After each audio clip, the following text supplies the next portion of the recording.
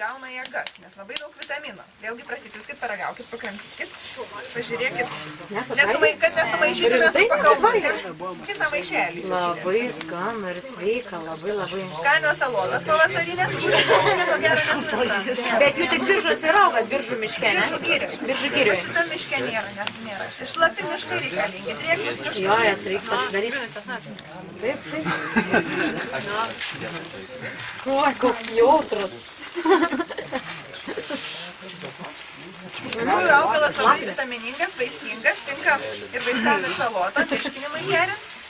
Ir augalas yra rašytas į raudonąją knygą. Biržų girioj turim palyginti daug. Auga ištisi kvartalai, apimti ir skinti leidžiama. Rauti, negalima rauti, negalima naikinti, bet skinti galima, nes sąžalynai yra dideli pakankamai. Skinimu jau nepadarysim žalos. Tai vat apie augalus. Tada yra antras augalas, dar toks, sakykime, kur labai jau dekoratyvus ir gražus, kurį norėjau parodyti, bet šiuo metu nežydi. Tai negalėjau natūraliai jo jums ir parodyti, tai parodyti nuotrauką. Tai yra plačialapė klumpaitė. Labai graži gėlytė, gražus augalas.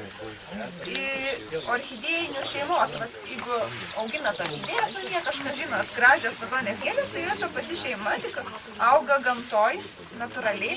Labai retas augalas, turim labai nedaug. Kelias tik radavietės. Ir dabar, kai siunčiatės, perverskit visą šitą bukletėlį. Čia yra visi reti augaliukai surašyti, tiesiog gal kai kam įdomu, gal ką matėt. Ir net nepagalvojat, kad matėt retą augalą. Dabar pakalbėkim tada apie gyvūnus. Apie gyvūnus lengviau.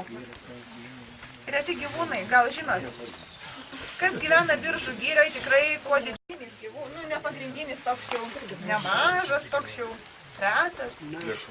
Plėšrūnas. Lūšis? Turim lūšių. Tikrai? Ir visai nemažai, tai kiek šiais metais? 12. Pas mus miške lūšių. Bet negalvoju, kai Lietuvoje daryti. Turim.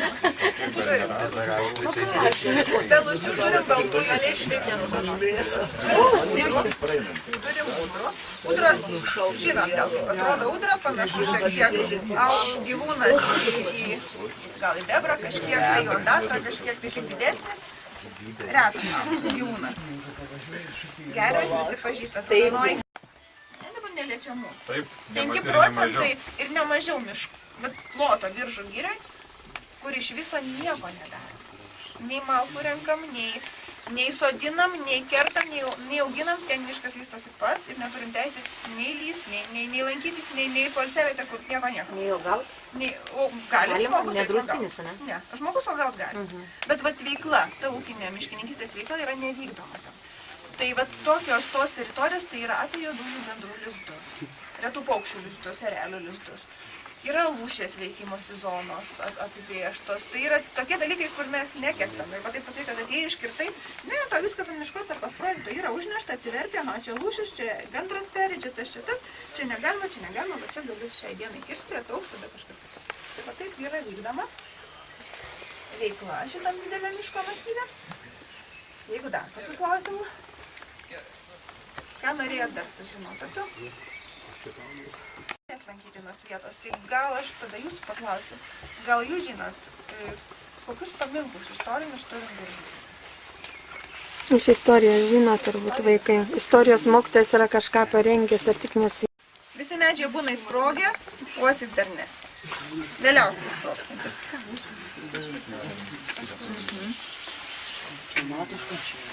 Beržinės paušės, katras noši.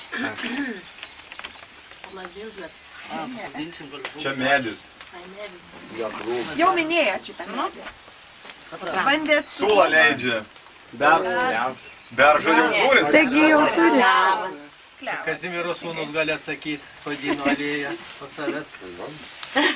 Irgi matot, va, taip klevo šakos, va šitaip irgi. Sūnus iš požiūrį. Šitą medį irgi minėjot. Pažiūrėkit, kokie tokie smailūs pumpurai ir ilgi ūgliai. Labai greitai auga šitas medis. Vienas greičiausiai auga. Žvėris labai mėgsta. Žvėris mėgsta atžalas iki per metus iki žmogaus ūgio duoda atžalas. Turi būt karklas tada. Šeima ta pati. Ne karklas, bet Greitai augantis medis. Labai dreba. labai geba kažkokie. Paragauti. Tai jau visai pasakėt. Drebulė, vaikai, čia yra drebulė. Drebulė taip greitai auga. Tikrai jie Šakelės pavadė. ne tik per laužkit šakelę paprastyti. Aušrys, nu žinai, tikrai. Laužkit drąsiai uostykit ir iškart pasakykit. Tikrai Labai aušrys. nepatogu eiti per mišką, kai jau daug prižėlė. Laužkit ir uostykit. Tikrai tada. Uostykit, tai iš kvapo, juk sakė, iš kvapo galima Nu, atpažinti. nepažįstat. Pagalvokit, viens jau dabar išsiskubė. Jau greitai, jis sprogs. Ir sužydės turbūt. Taip. Kasgi žydė? Man pagal kvapą tai nieka ne. Patrink. Kasgi žydė anksti vaikai? Pasmirs. Vis tiek ne tas kvapas. Aš jau žinau, kas čia yra, bet vat, kad jisai man neturi jokios asociacijos su to, kur pasimerkiam. Šito ne. Pasmirdo? Kaip aš mermerkė. 8, 12 ir taip toliau. Prieinam prie medžio.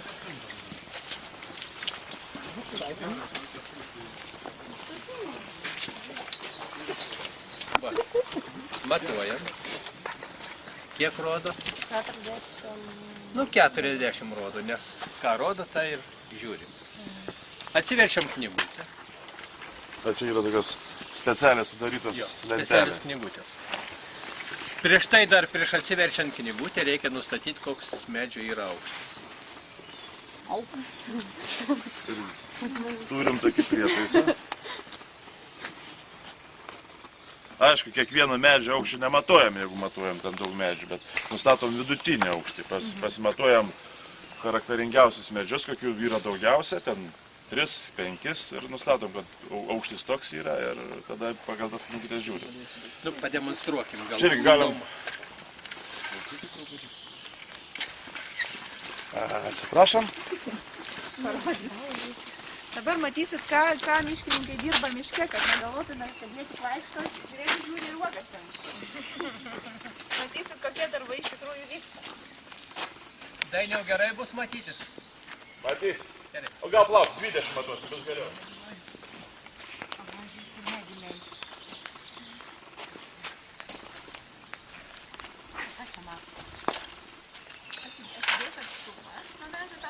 Ne, dabar reikit prie jo, jis pademonstruos ir parodys, kad reikia medžio aukštį nustatyti.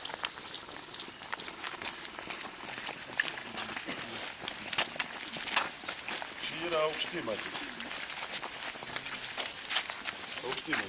Ant aukštimačio yra 2 skalės, kur galim atstumas nuo medžio kalno 15 ir 20 metrų. Čia aš atmatau 20 metrų, kad nereikėtų labai stačiai galvos verst ir žiūrėsim. Ir tada su to aukštimačiu, atsimatavęs tą atstumą, čia žiūri abiem akim, vieną akim žiūri per šitą okuliarą, kaip jį pavadinti, o kitą akim žiūri į medį. Čia matosi 2 skalės, kadangi čia kairėje pusėje yra 20 metrų, yra užrašyta 20 metrų skalė ir 15. Žiūrim į tą skalę, nusitaikom į medžio apačią, į kelmą ir tada keliam aukštyn. 6. Taip. Trečias aukštumas. Ir yra paklaida. Nuo 26,2 iki 20,3 yra trečias aukštumas. Nu ir turi žiūrėk dabar pušys 3 aukštumo, 40. Pušis 3 aukštumą, randam pušį. Kokios lentelės nauji knygai. Jo, pušis 3 aukštumą, 40 skersmens. O čia eglė? Jo, čia eglė.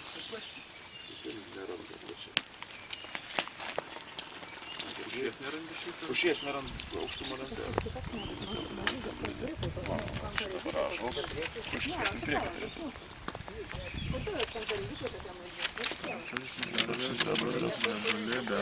Patiem nieko galvot nebereikia, viskas yra surašyta.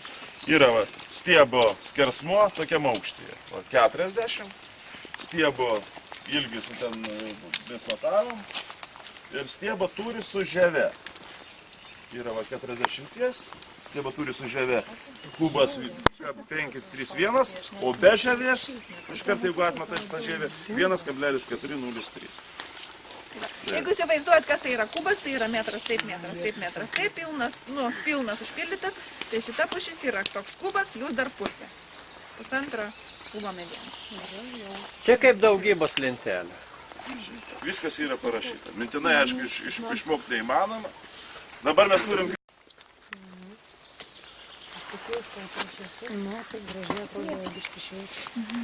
Čia tokie yra duomenys. Nežinau, nieko nėra.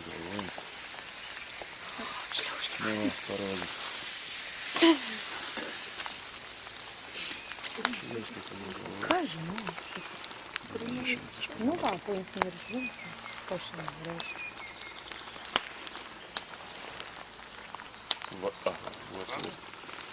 Miško tašką. Ir va čia dabar paprastai pušis paspaudi. Taškai, paspaudi. O va. Jau supipsėjo, jau sureagavo, kad tu turi. Va, gali paspausti, pasižiūrėti. Va, tūriai, atsivertė tūriai, rodo pušis, kiek yra. Va, 1,55, 1,45. Ir viską sutaškuoji, suvedė. O kas čia per prietaisas, kaip jis vadinamas? Čia yra, net nežinau, nu... Mini lauko kompiuteris, vadinasi. Mes naudojam darbuose su žmonėm, kai dirbam, balkas klemuojam, surašai viską. Paskui nuvažiuoji į urėdiją, į grininkiją.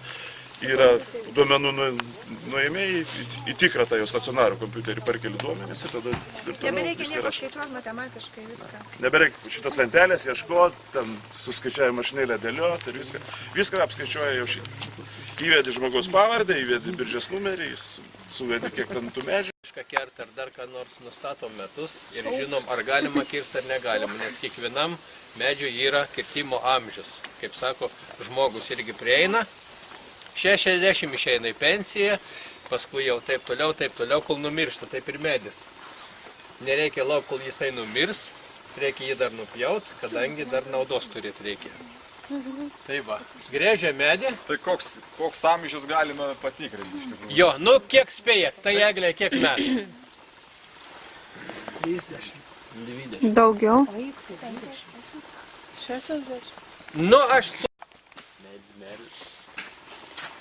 Bet jau viskas tada medis nužus jau, ne? Nežus. Bet jeigu išerdė, Ne, čia.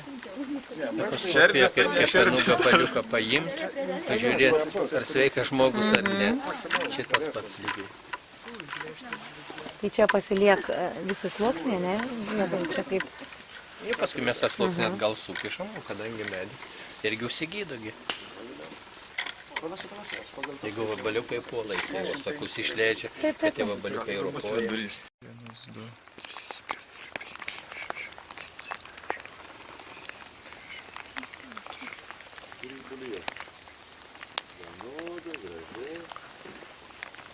Kažkur apie 30 cm. Jeigu aš gerai skaičiavau.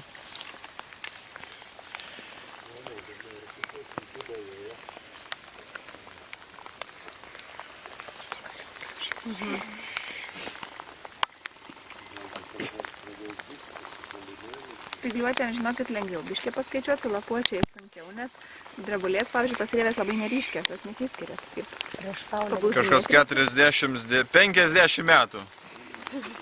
Kiek aš sakiau? Kempinė. Čia jau gal koks 10 metų, kai jinai auga pačioj, jinai mažiau jau duoda ir prieaugio, kai jinai užsteltų tokia. Tai va čia jau smulkės rievės, tai mažiau ir prieauga. O kol jai buvo laisvės, tai auga jinai labai gražiai.